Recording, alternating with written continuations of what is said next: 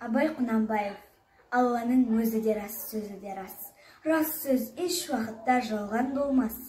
Көп кітап келді Алладан, оның түрді Алланы танытуға сөз айырмас. Аманту оқымаған кісі бар ма? Уақыт бехи дегенімен ісі бар ма? Алла өзгермес, адамзат күн өзгерер. Жарлық берді ол сіздерге сөзді қарға. Замана шаруа мінез күн өзгерді.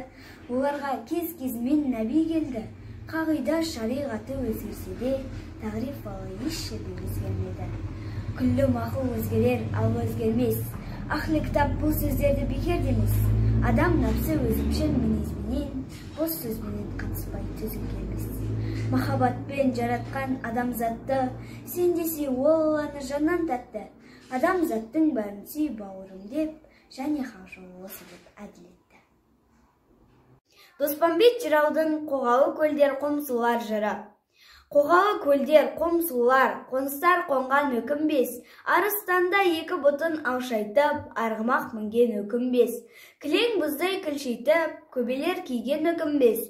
Жұпарын қардай боратып, арулар құшқан өкінбес. Торы төбел ат мініп, той тойлаған өкінбес. Құрама шапшақ көп қымыз, құйып ішкен өкінбес. Екі арыстан жау шапса, оқ қылқандай шаншылса, қан жоқсандай егілсе, аққан судай төгілсе, бетегелі сарыарқаның бойында соғысы бөлген өкін өсен.